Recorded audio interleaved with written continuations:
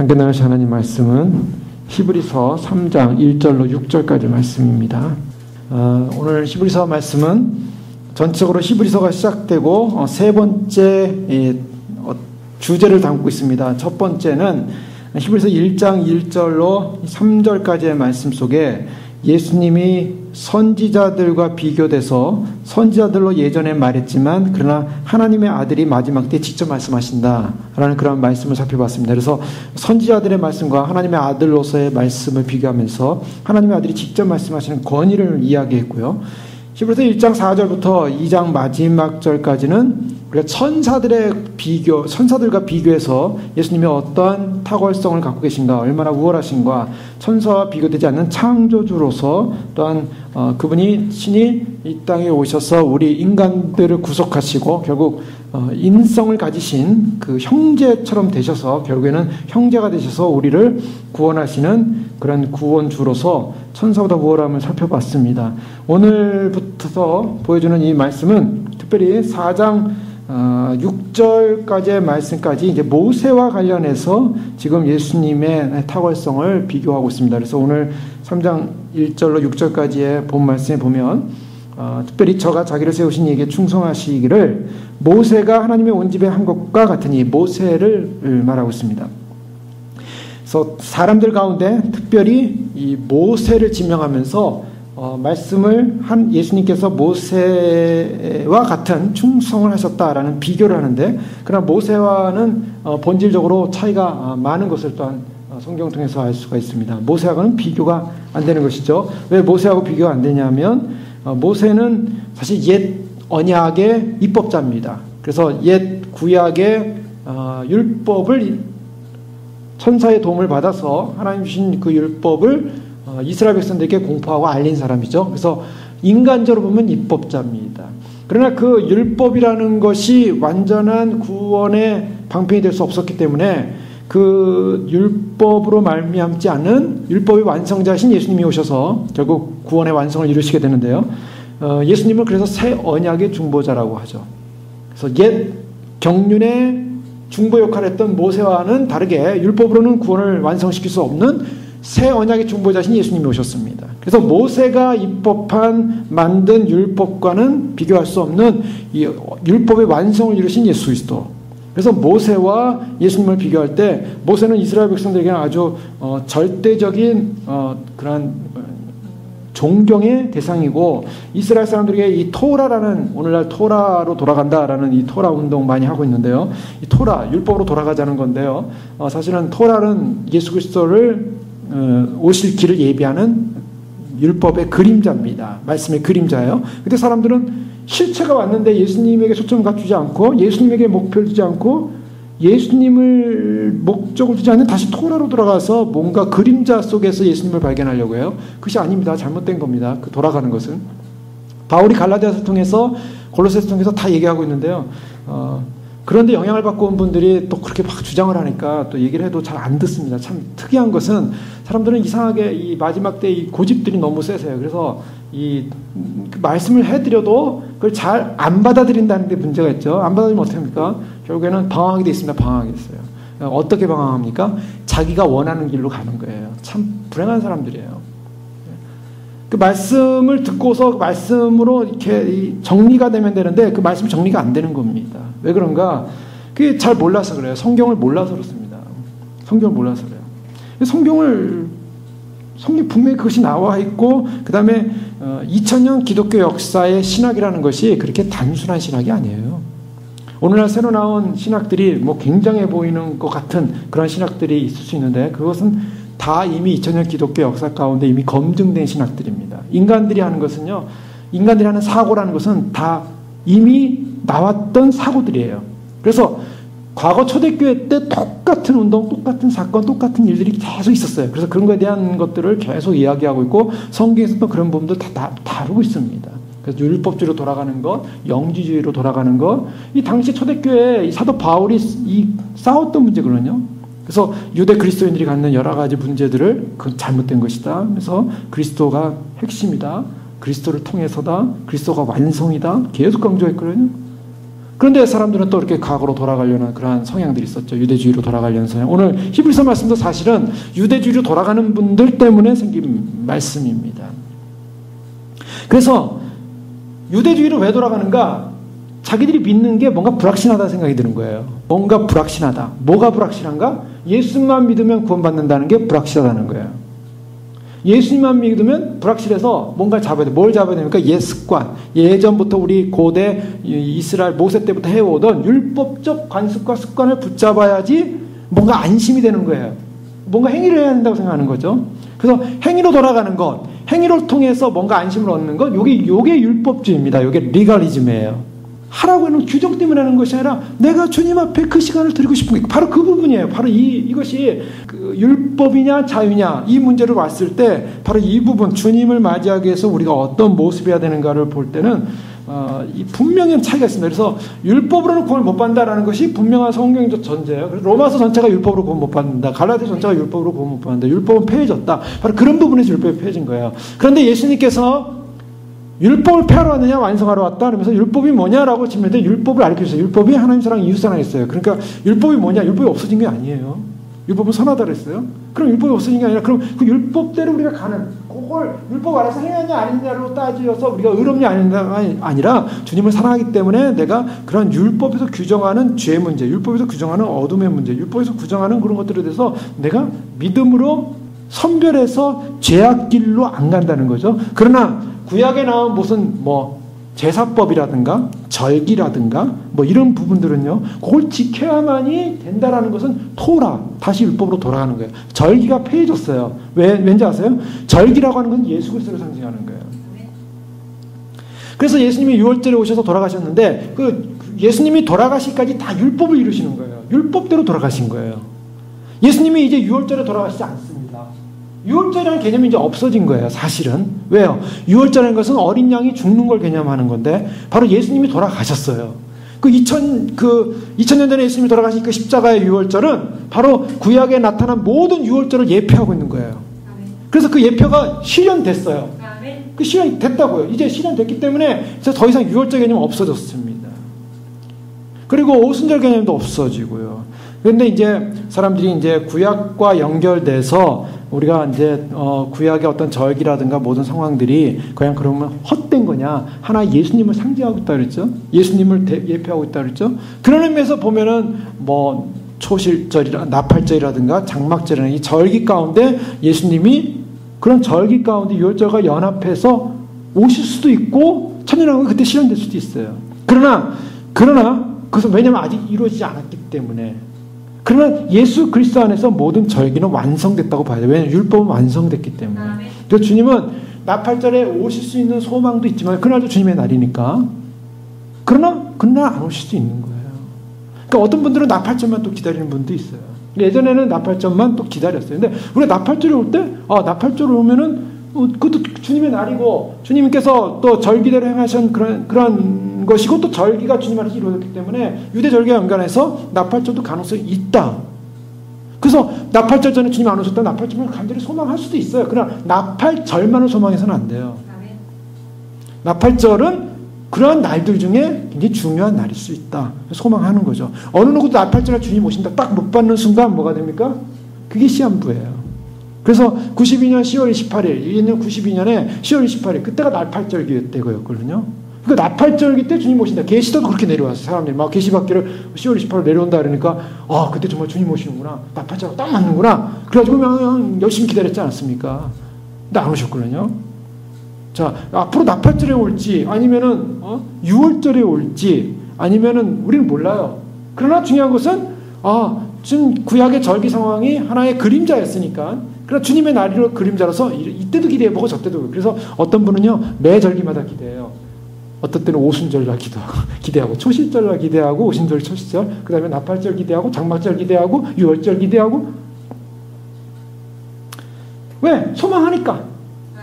그러나 그 절기 때문에 기대한다기보다는 주님을 사모하기 때문에 그날을 기대하는 거죠. 예. 절기 때문에 기대하는 게 아니에요. 그럼 거기 묶여있는 거죠. 그 아래에 있는 거죠. 주님을 사모하기 때문에 주님 오시면 언제든지 오시는 걸 소망하지만 그 절기를 그래도 이렇게 가는 거죠. 그래서 저도 그런 것들에 대해서 이렇게 무시하지는 않습니다. 그러나 매이진 않아요. 매이지 않기 때문에 그거를 또 절대로 그날만 기다려야 됩니다 라고 절대 얘기하지 않습니다. 저도 절대 그렇게 또 기다리지도 않았고요.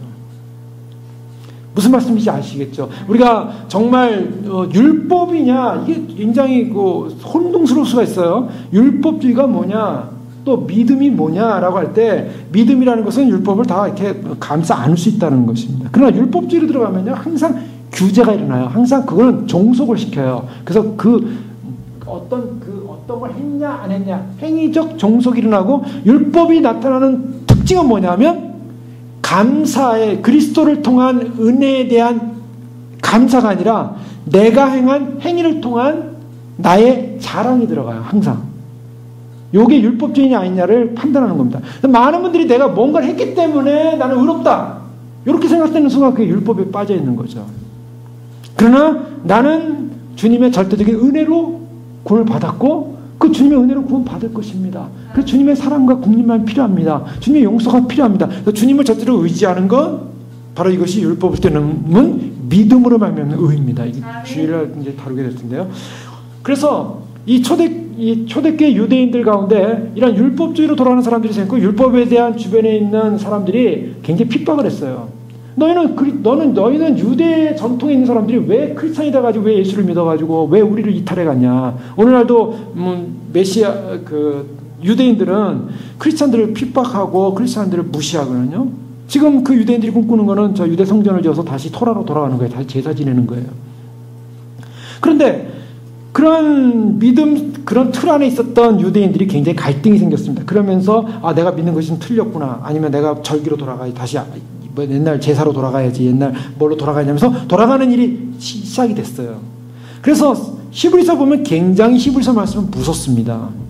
히브리서 6장에 보면 한번 빛을 맛보고 한번 빛을 보고 그리고 은사를 맛봤는데 타락한 자들은 못 회개하여 돌이킬 수 없다라고 얘기하고 있어요. 그게 무슨 말이냐면 예수 그리스도를 통해서 예수님에 대한 믿음을 소망을 가졌는데 그 믿음의 소망을 가진 사람들이 예수님의 절대적인 구원에 대한 신뢰를 하지 않고 다시 율법으로 돌아가는 거예요. 다시 과거로 돌아가는 겁니다. 바로 이것을 타락이라고 얘기해요. 히브리 기자는.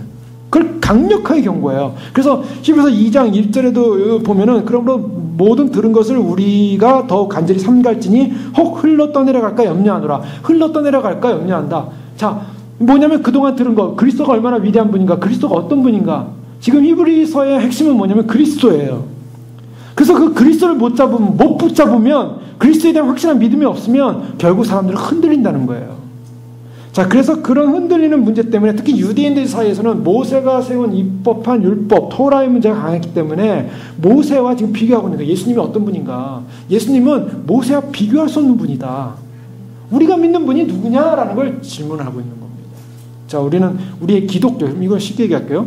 기독교와 유대교, 기독교와 천주교, 예를 들면 이거는 이 히브리서 오늘 본문처럼 기독교와 유대교로 비교한다면 어느 이거 참 우스운 얘기지만 비교 종교학이라고 할 수가 있겠어요. 그러나 기독교와 유대교 어느 종교가 더 종교라는 차원에서 볼 때 우수한 종교냐라고 한다면 어떻겠어요? 예수 그리스도가 그 율법을 다 완성해서 십자가에 못 박혀 돌아가시고 다시 죽으시고 부활하셨어요. 그래서 예수 그리스도를 믿음으로 말미암아 그분이 주는 그러한 이 모든 이 구원의 길을 여셨어요. 내가 곧 길이요 진리요 생명이 나를 말면서 아버지께로 올라갈 자가 없느니라. 아무리 여기서 우리가 율법적 행위를 하고 제사를 지내고 피의 제사를 지내고 난리를 쳐도요 하나님께 도달할 수 없는 일시적인 제사일 뿐이에요. 근데 예수님이 하나님의 아들이 직접 사람들 내려오셔가지고 인간과 똑같이 되셔서 직접 희생양이 되셔서 대제사장이 되셔서 자신이 십자가에서 율법을 완성시키셨다고요. 이거는 비교할 수 없는 종교, 비교 종교학적으로 볼 때도 우리가 믿는 기독교, 우리가 믿는 예수님, 이 분은요 예수님만 붙잡으면 되는 거예요. 쉽게 얘기하면 예수님만 붙잡으면 사는 겁니다. 예수님이 그랬어요. 내가 곧 길이요 진리요 생명이니. 어느 분이 천국에 갔는데요, 주님과 함께 갔는데 목사님이셨어요. 미국 목사님 같은데 그 12 진주문을 보는데요, 진주문이 어마어마하게 크더래요. 근데 그 진주문이 들어가려고 하는데 이제 연계 상황이죠. 근데 그분이 이제 들어가지 못하고 밖에 있으니까 문이 딱 닫혀있더라는 거예요. 근데 요한계시록 보면 문이 항상 열려 있거든요. 근데 이제 그 구원의 완성이 일어났을 때 문이 열려져 있을 거예요. 근데 지금은 문이 닫혀져 있는 거죠. 지금은 아무나 못 들어갑니다. 못 들어가는데 너가 저길 들어가고 싶냐? 예, 들어가고 싶습니다. 나를 통해서 들어가라. 내가 곧 문이다. 이렇게 말씀하셨대요. 그래서 예수님을 통해서 문이 확 열리더라는 거예요. 내가 곧 문이다. 저는 그 간증을 딱 들으면서 이런 간증도 이제 우리가 해석을 잘 해야죠. 그러나 간증 통해서 참 뭡니까? 예수님의 문이다. 여러분, 천국 문이 누구에게 열리겠습니까? 천국 문이 우리가 못 열어요. 우리의 의로, 우리의 노력으로 못 열립니다. 천국 문은 바로 예수 그리스도만이 열 수 있어요. 그분이 요한계시록에 보세요. 열쇠를 가졌어요. 무적의 열쇠, 지옥의 열쇠, 천국의 열쇠. 예수님만이 가지고 계세요. 예수님이 소위 말해서 이 생명의 이 주관자요. 아멘. 영원한 영생의 주관자. 예수님을 통해서 많이 들어가고 예수님을 통해서 많이 가는 거예요. 아멘. 그러니까요, 히브리서를 통해서 이 당시에 많이 갈등하고 유대교로 돌아가는 많은 그리스도인들을 향해서 이브리 기자는 예수 그리스도만을 붙잡아라. 그래서 오늘 1절을 보십시오. 그러므로 함께 하늘의 부르심을 입은 거룩한 형제들아, 우리의 믿는 도리의 사도시며 새 세상이신 예수를 깊이 생각하라. 예수님을 깊이 무슨 생각을 하냐면요, 예수님을 그냥 생각 속에서 그냥 머물라라는 게 아니라 예수님에게 모든 생각과 모든 사상, 모든 사고를 고정시켜라. 픽스하라는 겁니다. 픽스. 완전히 예수님에게 모든 생각을 다 이렇게 고정시키라는 거예요. 그래서 고정해가지고요, 더 이상 딴 데를 보지 못하도록 그냥 이렇게 나사로 다 조여가지고 딱 예수님만 바라보는 거예요. 예수님만. 그래서 내가 어느 인생에서 어느 삶을 살던 예수님만 고정하고 있는 거예요. 요즘 신형 탱크들, 요즘 탱크들이나 아니면 뭐 그 무기들 있지 않습니까? 군사 무기들, 헬리콥터나 아니면 팬텀 같은 데서 쏘는 미사일들, 이런 미사일들의 특징이 뭡니까? 이런 미사일들의 특징. 이전 탱크들도 마찬가지. 탱크도 80마일로 달리거든요. 보통 60마일, 70마일, 막 80마일은 막 산길을 막 달립니다. 굉장히 빨리 달리는 거죠. 근데 그런 80마일을 달리면서도 적 진지가 있는 곳을 딱 발견하면요. 진지 있는 걸 발견하면 그 진지를 딱 고정시킵니다. 포수가요. 그 전차 안에서 딱 고정시키면요. 80마일로 이 전차가 막 그 흙길을 이렇게 하면서 가면서도요. 그 포신은요. 따라서 움직여요. 그런 거 보셨어요? 이번에 시리아전 내전 일어나고 있는데 이제 어느 분이 그 시리아 내전이라는 걸 그 카메라로 찍어가지고 전차들이 막 싸우는 걸 이렇게 올린 걸 봤어요. 근데 진짜 실제 전쟁이에요. 전차가요 가는데 포가 쫙쫙 참습니다. 포가 아주 무서워요. 이거는 딱 목표를 발견하면 쏘거든요. 그러니까 그거는 장난이 아니에요. 정화가 아니고요. 딱 포신이 움직여 딱 발견하면 빵 쏴요. 그러면 그냥 퍽 터지는 거예요. 사람이 숨어 있다가 그냥 폭탄 맞으면 죽는 거 아닙니까? 근데 이 포신을 딱 고정시키면요. 그 목표를 고정시키면 전차가 아무리 움직이고 이리 가도요. 그 포신은 그 목표만 그대로 다 조정하고 있어요. 그래서 어느 때든지 누르면은 정확하게 그 목표물을 가서 맞춥니다. 그게 오늘날 모든 탱크도 비행기든 뭐 헬리콥터든 전부 그 장치가 돼 있어요. 그러니까 어떤 상황 속에서도요. 딱 목표물 발견해서 딱 고정만 시키면요. 아무리 이 비행기가 움직이고 아무리 탱크가 움직여도 가서 정확하게 맞추는 것처럼 우리의 관심이 어디냐? 우리는 관심은요. 예수 그리스도에게 그냥 픽스하라는 거예요. 그리고서 우리가 더 이상 그 예수님을 만날 때까지요. 그 픽스한 우리의 관심, 우리의 모든 그 초점을 놓치지 말아야 한다는 것이 바로 오늘 히브리 3장 1절의 말씀입니다. 근데 여기서 놀라운 것은요. 우리가 어떤 존재냐는 거예요. 예수님을 깊이 생각하라는데 이게 어떤 존재냐? 그러므로 함께 하늘의 부르심을 입은 거룩한 형제들아. 예, 여러분, 우리가 어떤 존재냐면 하늘의 부르심을 입었대요. 자, 여기서 이제 굉장히 우리의 이 자존감이 있습니다. 우리는 하늘의 부르심을 입었어요. 우리가 어떤 존재입니까? 우리는 이 땅의 부르심을 입은 사람들이 아니에요. 때문에 지금 예수님 어디 계십니까? 하늘에 계세요. 주님께서 오실 거예요. 근데 우리는 어디로 부름 받았습니까? 우리는 하늘의 부름을 받았어요. 왜 그런가? 당시에 유대인들이 너무 힘들었어요. 유대 그리스도인들이 시험도 많았고 역경도 많았고요. 박해도 많았고요. 오해도 많았고요. 뭐 재산도 빼앗기고요. 히브리서 보세요. 막 너무 고생들 하잖아요. 그러니까 사람들이 막 믿음이 약해지는 게 흔들려지는 거예요. 네? 이스라엘 백성들이 광야에 나와가지고 애굽에서 나왔을 때 그들을 위해서 준비된 가나안은 어떤 가나안이었습니까? 가나안에 들어가기도 전에 벌써 광야 생활을 하지 않았습니까? 광야도 벌써 가나안도 들어가 보니까 보통 가나안이 아니에요. 막 거인들이 있고요. 도저히 들어가서 살 수 없는, 우리가 점령할 수 없는 그런 땅이라고 막 처음부터 좌절하잖아요. 애굽 나올 땐 좋았죠. 막 구름기둥, 불기둥, 막 바닷물 갈라지고 막 그래가지고 나와가지고 이제 드디어 우리 가나안 들어가나 보다 했는데 가나안 정탐하고 갔을 때 사람들의 표정은요, 가나안은 우리가 함부로 가서 점령하지 못할 것이다. 인간적으로 아주 절망이었어요. 그 사람들이 절망 가운데 밤새도록 통곡했다고 그랬어요. 그것 때문에 하나님을 믿지 못하는 것 때문에 결국 어떻게 합니까? 광야 40년 광야 생활 어땠습니까? 40년 광야 생활 보통 생활이 아니에요. 딱 애굽에서 출발하자마자 홍해바다 건너고 나서 별 5개인 5성 호텔이 다 준비되어 있고요. 사우나 시설에다가 뭐 쉴 수 있는 그런 안락한 편안한 그런 장소가 제공된 곳이 아니었어요. 완전히 먹을 것도 하나도 없고 광야로 가가지고요. 광야에서 먹을 것, 마실 물조차도 없는 그런 상황들 생각해 보세요. 그게 이스라엘 현실이었어요. 유대 그리스도인들이 예수님 믿었을 때 예수님을 믿고 난 다음에 나타난 현실은 그들을 위하여 편안하고 안락한 생활이 쫙 펼쳐진 것이 아니었어요. 온갖 고난과 박해, 어려움이었다고요. 그래서 그들은요, 자기네 집안 사람들로부터도 박해를 받기 시작했고 유대 민족 공동체로부터 박해를 받고 회당으로부터 박해를 받았어요. 그들은 회당에 갈 수도 없었고 사람들로부터 비난받았고 사람들로부터 소외당하기 시작했어요.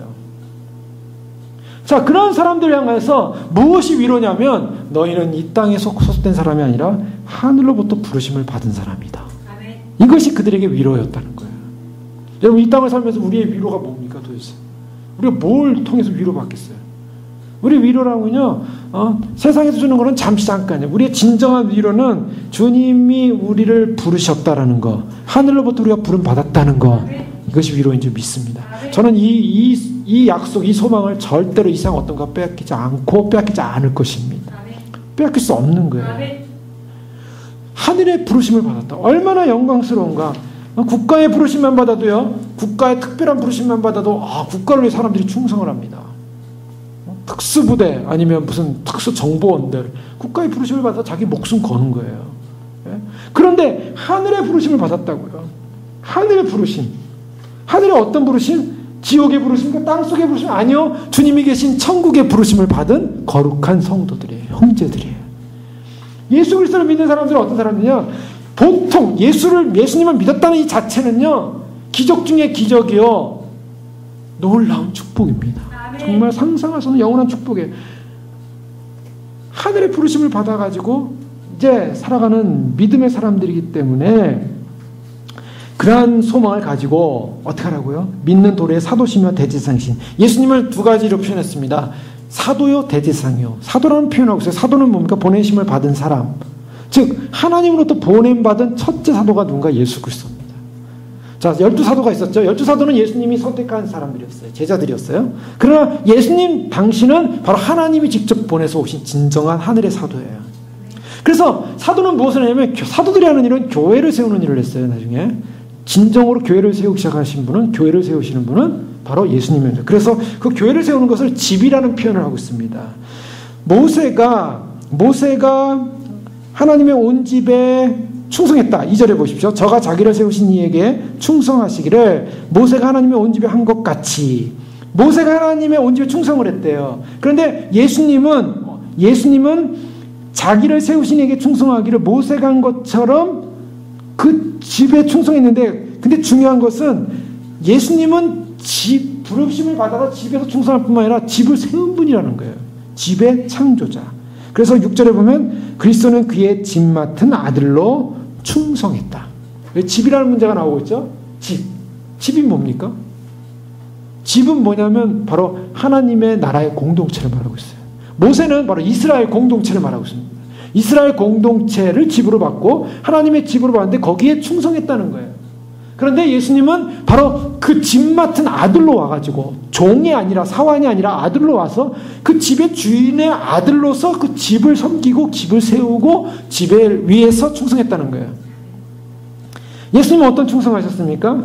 예수님은 이 땅에 오셔서 자신의 몸을 십자가에 못 박혀 주셨어요. 충성이 바로 거기 있었어요. 자, 모세는 어땠습니까? 모세는 굉장히 충성한 사람이었습니다. 우리 성경에 보면요, 모세가 애굽 바로의 궁전에서 자라서 40세가 됐을 때 그 동족애가 대단했지 않았습니까? 그래서 이스라엘 그 백성들이 고통당하니까 그 고통을 해방시켜주기 위해서 그 애굽의 그 고통을 주는 감독 하나를 때려서 죽였어요. 그 바로의 아들로서 인정받고 있는 그 신분에서 너무나 분노가 차니까 그냥 혈기를 못 이어가지고 그 애굽의 감독을 죽였다고요. 그 하나님에 대한, 하나님 나라에 대한 공동체에 대한 열정이 있었어요. 그런 열정을 가지고 열정이 너무 강하다 보니까 그런 사건이 일어났어요. 그래서 그것 때문에 애굽을 쫓겨나지 않습니까? 도망 나오지 않습니까? 그래서 광야에 갔죠. 40년 후에 하나님이 이제는 바로 모세 자신이 아니라 하나님에 의해서 부름을 받아요. 그래서 다시 애굽으로 돌아옵니다. 바로에게 옵니다. 80세가 돼서 정식으로 돌아왔는데 사건은 어떠냐면 이스라엘이 불신하고 있었고 유대인들이 불신하고 있었고 그 다음에 바로가 거부하는 상황이었어요. 이런 상황 속에서 이스라엘 백성들을 이끌어내는데요. 자, 어디로 이끌어내는 거예요? 하늘로 이끌어내는 거예요. 가나안으로 이끌어내는 것입니다. 하나님께서 우리를 부르실 때 하늘에 그 이민을 시키는데 이민의 서류가 뭐냐면 애굽 당시에는 10가지 재앙이었어요. 10가지 재앙을 막 쏟아부어가지고 이민자를 초청한 거예요. 그런데 그 이민자를 초청하는 과정에서 10가지 재앙이 오고 바다를 그래서 결국 건너게 되지 않습니까? 모세는요 이스라엘 백성과 함께 바다를 건넜어요.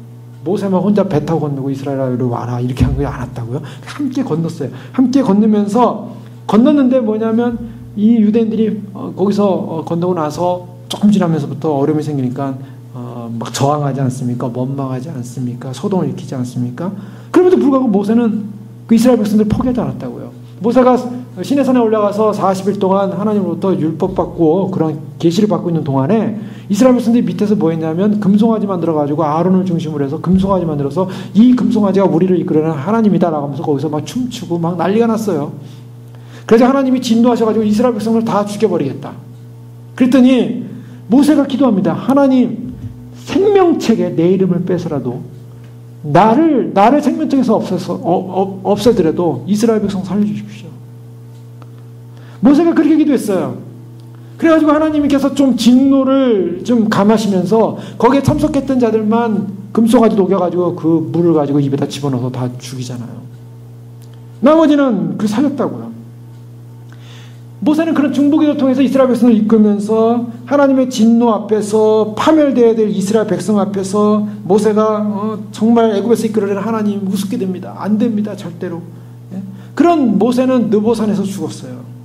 모세의 열정, 하나님에 대한 헌신, 그런 헌신이 있었어요. 모세는 바로 하나님이 세우신 그 집에 충성했다. 어느 정도 충성했냐면 그들과 함께하는, 그들을 위해서 중보하는, 그래서 중보자요, 또한 그들과 함께하는 리더자요, 또 여수론의 왕이다 라고까지 표현하고 있어요. 그래서 출애굽기 33장 5절에 자기 자신이 이제 세상을 떠날 줄 알고 이스라엘을 축복하는 과정에서 여수론의 왕이 일어났다. 그 여수론의 왕이 누군가? 모세 자신을 말하고 있어요. 모세는 왕이었어요. 이스라엘 백성에. 물론 신권주의 시대였지만 하나님의 직접 하는 사례였지만 인간적인 눈으로 볼 때는 모세는 왕이었어요. 그러면서 제사장 직무를 감당했고 선지자 직무를 감당했어요. 그런데 예수님은 어땠습니까? 그럼에도 불구하고 모세는 죽었고 모세는 가나안에 못 들어갔어요. 자, 이게 모세의 한계예요. 모세가 율법을 했고 율법을 만들고 그들을 인도했지만 가나안에 못 들어갔어요. 그러나 예수님은 죄가 없으시고 흠없는 거룩하신 분으로 오셔가지고 진리의 말씀을 전하시고 큰 대지상의 왕 중의 왕이요. 그리고 실제로 많은 백성들을 자신이 죽고 부활하심으로 말미암아 천국으로 인도하시는 실제적인 구원자라는 것입니다. 그러니까 모세의 그러한 충성과 결과를 볼 때 모세는 인간으로서 사안으로서 충성했지만 예수님은 그분은 신으로서 진정한 생명의 길을 여시고 죽음에서 생명으로 인도하는, 그래서 그 길을 여신 분으로 충성하신 거예요. 그 충성에 있어서 얼마나 굉장한 충성인지 모릅니다. 자, 이런 상황에서 바로 이스라엘 백성들 향하여 바로 예수, 사도시며 대제사장이신 예수를 깊이 생각하라. 모세와 비교해 볼 때 비교가 안 될 정도의 비교할 수 없는 영광이요 비교할 수 있는 능력이라는 것입니다. 그러면서 충성하기를 그의 짐 맡은 아들로서 충성하는 바로 예수님의 모습. 예수님은 성령을 충만히 받고 그래서 그의 사명을 감당할 때 마태복음 17장 5절에서 보면 말할 때 호련히 빛난 구름이 저희를 덮으며 구름 속에서 소리가 나서 가로되 이는 내 사랑하는 아들이여 내 기뻐하는 자니 너희는 저의 말을 들으라 하는지라. 저의 말을 들으라. 예수님의 말씀을 이제 들으라 라고 성경은 말하고 있습니다. 자, 이와 같은 충성이 일어났는데요. 이 유대가 망할 때는 바로 모세와 같은 지도자가 없었습니다. 그때는 모든 지도자들이 다 자기를 위했고요. 자기를 위해서 존재했어. 결국 민족적인 중보자가 없었어요. 그래서 유다가 망하게 되는데요. 모세는 그래도 그 이스라엘 전체 역사를 통해서 볼 때 리더자 중에는 최고의 리더자였어요. 그럼에도 불구하고 그의 주인은 예수 그리스도였고 하나님이었어요. 예수님도 충성했는데 하나님의 아들로서 어떤 충성을 합니까? 그가 하나님 말씀에 대한 절대적 충성합니다. 모세와 예수님의 공통점인데 충성이라는 공통점이 있었어요. 이 충성이라는 공통점은 뭐냐면 상황과 관련 없이 충성했다는 거예요. 모세도 보면 이스라엘 백성들의 상황과 관계없이 충성을 합니다. 예수님도 어땠습니까? 예수님도 사람과 관계없고 환경과 관계없이 하나님의 명령에 순종을 해요. 그래서 하나님의 아들로서 충성했다는 것은요, 이스라엘 구원하기 위해서 인간의 모든 불신과 모든 어려운 상황 속에서 그것을 의지하지 않고 오직 하나님의 말씀만 의지했다는 것이죠. 하나님의 뜻에만 의존했습니다. 여러분, 이것이 굉장히 우리에게 중요한 것이죠. 예수님을 깊이 생각하라 할 때 어떤 예수님을 생각해야만 하겠습니까? 물론 모세와 같이 예수님을 생각하는데 모세보다 뛰어난 그 예수님은 어떤 분인가? 그분은 충성했어요. 하나님의 집에 충성했어요.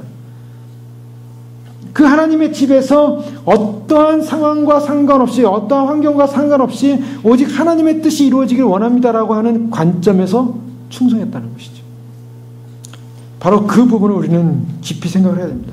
예수님께서 바로 그와 같이 충성했듯이 바로 유대 그리스도인들 향해서 힘들고 어렵고 환난이 오고 핍박이 오고 오해를 받고 그리고 정말 땅에서 가족으로부터 그러한 버림을 당하고 뭐 여러 가지 이러한 극한 상황 속에서 그들이 정말 가야 할 길이 있었다면 바로 하나님의 말씀과 하늘로부터 부름받은 그러한 자신들의 부름을 예수님을 바라봄으로 말미암아 예수님에게 관심을 집중함으로 말미암아 그래서 우리가 소망의 담대함과 자랑을 끝까지 견고히 잡으면 그의 집이라. 이것은 굉장히 예수님의 충성과 함께 우리도 함께 그렇게 주의 말씀을 따라간다는 거죠. 우리에게 바로 그 부분입니다. 주님이 보실 때 어떤 모습으로 우리를 볼까? 우리가 주님의 말씀대로 순종하고 주의 말씀대로 충성하기로 결정하면 그 말씀대로 충성하는 그 충성을 주님이 귀하게 여기시고 하나님께서 결국 그 충성된 삶의 결론을 무엇이냐? 그의 집이라. 그의 집이라. 그 충성은 하나님의 부름에 따른 충성이었습니다. 이스라엘 백성이 이스라엘이 왜 망했는가? 여기서 그의 집이라 할 때 집은 공동체라 그랬죠. 교회라고도 할 수 있고 이스라엘 공동체라고도 할 수 있습니다. 자, 이스라엘은 망했어요. 이스라엘은 망해서 지금까지 망해 있어요. 근데 이제 나라가 회복돼서 이제 휴거가 일어나고 이제 이방의 교회 시대가 충만한 시대가 끝나면 이제 이스라엘은 회복이 됩니다. 이제 마지막 회복이에요. 남은 자의 회복이에요. 저 사람은 2000년 역사 동안에 다 잃어버렸던 사람, 이제 마지막에 남은 사람, 저기서 구원받을 사람이 회복되는 거죠. 자, 그것이 세대주의에서 13만 4천만 회복된다고 보는데 저는 유대인 13만 4천만 회복된다고 보지 않아요. 전체적으로 구원받을 수의 어떤 완전수로 보는데요. 어쨌든 이스라엘은 회복이 되게 됐어요. 자, 회복이 되는데요. 문제는 왜 이스라엘이 망했냐는 거죠. 왜 이스라엘이 망합니까? 그들은요, 하나님 말씀대로 충성하지 않았어요. 뭘 말했냐면, 자, 아모스서에 보면은 하나님께서 이스라엘 집에다가 다림줄을 내립니다. 다림줄은 건축하는 사람들이 이 지구의 중심을 향해서 수직으로 내리는 그런 줄 아닙니까? 그래서 거기다 벽돌을 쫙 쌓아 올라가잖아요. 삐뚤어지지 않게 하려고. 그 다림줄을 딱 내려봤는데 이스라엘 집이 어느 모양이냐면 이스라엘 집이 기울어져 있어요. 그래서 그걸 바로 세워라. 바로 세워라. 세우지 않으면 망한다. 근데 이스라엘이 집이 기울어져 있는 거예요. 딱 수직으로 다림줄을 내려보니까 하나님의 다림줄이 내려보니까 다림줄에서 벗어나죠. 왜 그랬는가? 자, 왜 다림줄을 내려보니까 이스라엘 집이 휘어져 있었는가? 설계를 변경시켜 놨다는 거예요. 어떤 설계를 변경시켰습니까? 이스라엘은 하나님의 말씀대로만 가고 하나님의 말씀대로 순종하고 말씀대로만 가야 되는데 그들이 진리의 말씀대로 깨우친 대로 살아야만 했음에도 불구하고 그들은 그걸 바꾸기 시작했어요. 놀고 먹고 용도 변경, 인간 친교. 오늘날 교회들이요, 하나님 말씀을 알고 하나님 말씀 속에서 주는 의미를 깨닫고 그 말씀 앞에서 나의 자신의 삶을 적용시키고, 그래서 주님이 우리에게 원하시는 삶의 내용이 뭔가, 거룩을 향하여, 주님이 원하시는 성품을 향하여 우리가 말씀 앞에 반응하고 그 말씀대로 가야 되는데 오늘날 교회들이 그 말씀 앞에 가지 못합니다. 데이비드 웨스라는 고든 코넬 교수님이 신학 실종이라는 책을 썼는데 그 신학 실종이라는 책은 뭐냐면 교회의 신학이 사라졌다는 거예요. 지금 교회에 오시는 분들의 많은 분들의 이야기가 뭡니까? 아무리 큰 교회고 이름 있는 교회고 아무리 뭐 알려진 교회도 사람들은 뭐냐, 거기서 진리를 못 발견한다는 거예요. 시대적 양식을 못 먹는다는 것입니다. 오늘날 이 시대의 진리를 깨닫지 못한다는 거예요. 왜 그런가? 왜 그런 질문이 오는가? 그들이 공부하는 게 아니에요. 어디 가서 박사를 받고 어디 가서 공부했고 다 공부했어요. 외국에서 목회하는 분들, 많은 분들이 공부 많이 한 분들 많지 않습니까? 근데 그 신학을 어디서 했든 간에 그 신학을 다 했던 분들이에요. 그런데 왜 신학이 실종됐는가? 교회가 신학을 원치 않는다는 거예요. 신학적 내용이 들어오면 거부 반응이 일어나요. 거부 반응. 성도들이 골치 아파요. 그 말씀대로, 성경의 진리대로, 그 빛대로 가야 되는데 성경 속으로 들어가니까 골치 아픈 거예요. 뭐가 좋습니까? 재미있는 얘기, 간증, 성공한 얘기. 그래서 하나님께서 나에게 축복 준 얘기, 어떻게 하면 축복을 받을까, 어떻게 하면 잘 살까, 어떻게 하면 편하게 살까, 어떻게 이상해서 아무 문제 없이 살까, 이런 얘기를 듣기 원하지. 성경 속에 들어가 보니까 성경 속에 우리를 바꿔야 된다, 우리의 죄성이 이렇다, 우리가 문제가 이렇다, 우리는 이렇게 진단받아야 된다, 그래서 우리는 변화해야 된다, 이런 얘기 듣기 싫어한다는 거예요. 그러니까 그런 게 듣기 싫어하니까, 교회가 듣기 싫어하니까 뭡니까? 전하는 사람들이 그것을 전할 때 그것을 전하지 못하게 됐다는 거예요. 그것을 이제 이 지금 미국에 있는 교회들, 복음주의 교회들을 진단한 거예요. 그 책에서. 그래서 결국에는 신학은 뭐냐? 신학은 머릿속에 신학을 집어넣어가지고 그것을 이렇게 기뻐하고 머리로만 기뻐하라는 게 신학이 아닙니다. 신학이라는 것은 교회 속에 들어와서 교회라는 그 공동체 안에서 하나님을 알아가고 하나님의 말씀의 질서 안에 서가는 것이 신학인데, 그것이 녹아져간 것이 신학인데, 신학 공부 왜 합니까? 신학 공부 쟤는 왜 했겠습니까? 교회의 말씀이 증거되게 신학을 한 거거든요. 그런데 교회가 그 신학을 거절하는 거예요. 거절하니까 그러니까 신학을 안전합니다. 신학을 안전하면 뭡니까? 세속적 심리주의가 들어오는 거예요. 세속적 반복론이 들어옵니다. 그러니까 뭐합니까? 어떻게 하면 잘 먹냐, 어떻게 하면 즐거우냐, 어떻게 하면 엔터테인먼트 하냐, 어떻게 하면 좀 재밌는 프로그램 만드냐, 어떻게 하면 즐거운 모임 하냐. 인간의 친교 집단으로 다 바뀌어버렸어요.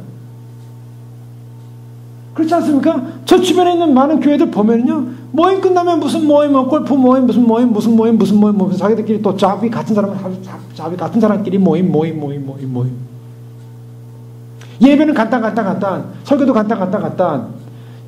예배도 그냥 엔터테인먼트 있어가지고 저기 뭐 하고서 이렇게 보기 좋은 것만 있으면 되는 거고. 그게 그거 뭡니까? 현대 성도들이, 교인들이 하나님의 말씀의 신학을 거절하니까 신학은 그치고 신학이 실종됐다는 거예요. 신학이 실종됐던 건 뭡니까? 주님이 다림줄을 다 내려봅니다. 제대로 말씀대로 가고 있는가? 말씀이 선포되고 있는가? 말씀의 진리를 캐고 있는가? 하나님의 말씀이 뭔가를 알고 있는가? 그 시대에 맞는, 주님이 오시는 시대에 맞는 그런 준비를 하고 있는가? 주님이 다림줄을 내려볼 때 전부 기울어져 있더라는 거예요. 어디로 기울였습니까? 다 용도 변경시켜놨어요. 교회는 말씀이 선포되어지고 말씀이 깨우쳐져야 되고 말씀으로 준비되어야 되고 그 말씀으로 예비되어야 될 교회가 더 이상 교회로서의 사명을 감당하지 못하고 기둥 뽑아버리고 줄기 뽑아버리고 자기만의 유흥의 장소로 그냥 빛만 멋있게 만들어가지고 번쩍번쩍하면서 춤추면서 즐겁게 놀면은 여기가 교회다, 즐거운 곳이다, 한순간에 무너집니다.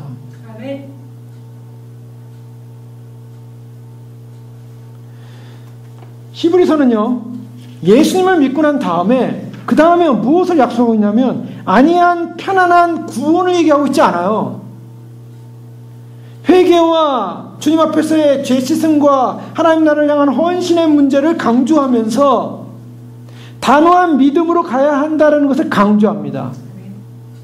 결국 기독교는요, 우리가 예수님 믿고 나면, 예수님 믿고 난 다음에 우리의 삶이라고 하는 것은 물론 주님께서 우리를 보장하시고 보호하십니다. 오늘 예수님을 바라보라. 주님께서 우리를 위하여 참으로 자신의 모든 것을 주시면서 우리에게 희생하신 그 희생하신 주님을 바라볼 때 우리를 보호하시고 지켜주실 것입니다. 그러나 우리의 삶 자체가 예수님 믿고 나서 그렇게 만만한 신앙생활이 아니라는 거죠. 그래서 칼빈주의였던 존 보녀는 이런 고백을 합니다. 때로 생각난 듯이 조금씩 달려가거나 중간 지점 혹은 거의 종착점에 이르는 것이 아니다. 나의 목표는 나의 생명을 위해 달려가는 것이며 모든 어려움을 헤치고 달려가는 것이며 내 인생의 종점이 될 경주의 마지막 순간까지 달려가는 것이다. 달려간다는 표현을 했어요. 마지막 순간까지 달려간대요. 조금 달려가다 말고 조금 좋을 때 달려가고 좋을 때 달려가는 것이 아니라 우리 인생은 마지막 순간까지. 여러분, 그게 굉장히 중요한 거 우리 아시지 않습니까? 마지막 순간까지 싸워야 된다고요. 우리가 싸워야 될 것은 마지막 순간까지. 사단은요, 참으로 주님 모습 준비하는 것도요, 마지막 순간까지 사단은 준비 못하게만 방해할 겁니다. 그 현실이에요. 그래서 천사들의 도움이 없으면 안 되는 거예요. 천사들이 우리를 도와주고 있어요. 그래서 천사들이 양쪽에 서가지고, 천사들 가운데는 빛의 칼을 든 천사들, 그래서 마귀, 사단, 어두운 원수 마귀들이 올 때 그것을 막아줄 천사들이 필요하다고요. 그래서 주님 성령께서 우리 안에 계시고 우리가 전신갑주로 무장할 뿐만 아니라 천사들의 도움을 받아야 되고 그리고 천사들의 보호를 받아야 되고 말씀의 진리 안에 서야 되고 그래서 우리는 영적 전쟁에 승리해 가야 됩니다. 끝까지 주님 오시는 날까지 마지막 순간까지 우리는 그 종점까지 경주해야 돼요. 그래서 오늘 성경에도요, 충성하시니, 그 다음에 6절 보십시오. 우리가 소망의 담대함과 자랑을 끝까지 견고히 잡아. 여기서요, 이 F. 브루스라는 유명한 영국의 신학자의 목사님인데, F. 브루스는 우리에게서 실제적인 테스트가 뭐냐? 그것은 인내라는 것입니다. 끝까지 견고히 잡으면. 주님께서 우리에게 테스트 하시는데요, 우리에게 테스트 가운데 정말 가장 마지막 합격해야 될 테스트가 뭐냐면 인내라는 거예요. 이 인내에서 테스트에 통과하지 못하면 결국 그의 집은 없는 거죠. 그래서 우리가 가는 길은요, 믿음으로 주님만 바라보면서 주님만 의지하면서 정말 충성하신 주님, 어떤 상황과 조건과 상관없이 하나님 나라의 집을 위해서 말씀대로 순종했어요. 그래서 베드로가 주님 돌아가시면 안 됩니다 그랬더니 너는 나를 넘어지게 하는 자들아 자로다. 사탄아 내 뒤로 물러가라. 왜요? 주님 말씀의 뜻, 하나님의 뜻대로 가야 되기 때문에. 사람의 뜻이 아니라, 사람의 방법이 아니라 주님이 가시는 게 외로운 길이었어요. 십자가의 길이었어요. 그런데 그 구원을 향한 이스라엘 집을 향한 충성, 죽기까지 충성하셨어요. 여러분, 우리에게 있어서 진정으로 우리가 예수님을 바라볼 때 예수님이 우리의 사도시여 대제사장이십니다. 그분이 예수님 하나님의 말씀을 전하시고 또한 우리를 위해 중보하시면서 믿음으로 충성한 그 충성, 우리가 그 집 맡은 아들로 충성하신 그 주님을 바라볼 때 얼마나 믿음직스럽고 얼마나 소망스럽고 우리에게는 주님을 바라보는 것 외에는 없는 줄 믿습니다. 주님 한 분 외에는 우리가 바라볼 분도 없고요. 의지할 분도 없고요. 주님 한 분만 바라보면서 끝까지 우리가 이 소망, 이 담대함, 이 자랑, 예수님이 자랑입니다. 예수님 오심이 자랑입니다. 저는 예수님 오심이 자랑이에요. 그래서 예수님 오심을 증거하는 것이 얼마나 기쁘고 감사하고 즐거운지 몰라요. 이게 자랑이에요. 왜요? 주님 오시는 걸 자랑하는 거예요. 주님 오시는 걸 자랑하는 주님 기뻐하십니다. 기뻐하시고요. 생각해보세요. 주인이 오시는데, 왕이 오시는데 그 왕이 오시는 걸 자랑하는 사람을 그게 기쁜 거 아닙니까? 세례요한이 예수님의 길을 예비하면서 주의 길을 첫 경을 예하면서 그가 회개하라 천국이 가까웠다. 그 천국이 가까웠다 하면서 예수님 지나가실 때 심지어할 때 나는 물로 세례를 주거냐? 저분은 불과 성령으로 세례를 주실 것이다. 나는 그분의 신들매도 감당치 못한다. 여러분, 우리가 주님 오심을 자랑하는 것은 그의 첫 경의 길을 예배하는 길인 줄 믿으시기 바랍니다. 첫 경이라는 것은 뭐냐면 주님 오시는 길에 양탄자를 까는 거예요. 영적으로요. 첩경이라는 건 바로 그겁니다. 첩경이 뭐냐면 주님 오시는 길에다가 주님 이 길로 오십시오. 이 길로 오십시오. 양탄자를 깔아드리는 거예요. 그래서 주님이 오시는 거룩한 영광의 왕이 오시는 길, 그 자랑, 이 자랑을 끝까지 잡으시고요. 담대함을 잡으시고요. 소망을 잡으시고요. 끝까지 잡으면 그의 집이라. 바로 주님 오시는 영광스러운 주님의 날, 주님의 새 예루살렘 성에서 함께 영광의 찬양을 오르게 될 줄로 믿습니다. 기도하겠습니다. 이상 기도할 때 그렇습니다. 저희가 참으로 믿음으로 주님을 바라보면서 주님을 의지합니다. 신뢰합니다. 참으로 주님 앞에서 저희가 영적으로 참으로 승리할 수 있는 믿음이 될 수 있도록 축복하여 주시옵소서. 주님이 오시는 그 길 앞에 섰습니다. 하나님 참으로 히브리 유대 그리스도인들이 참으로 주님을 알고 나서 그들은 참으로 많은 핍박과 어려움과 그들의 육신적인 집들로부터 이탈되어지는 그런 아픔도 있었습니다. 그러나 그들에게서 진정한 집은 하늘에 있는 집이요 하늘로부터 부름을 받았고 그 하늘을 향하여 그들은 돌아가고 그 소망을 가지고 그 길을 여신, 그 하늘의 길을 여신 바로 예수 그리스도, 바로 그 예수님만을 깊이 생각하라. 예수님에게 모든 것을 초점을 맞추고 고정시키고 우리의 사도시여 대지상이신 예수님 그분의 충성을 바라보면서 우리도 주님 맡기신 마지막 이 자랑의 길, 이 소망의 길, 이 담대함의 길 참으로 주님 앞에 충성하고 말씀 앞에 순종하고 그래서 주님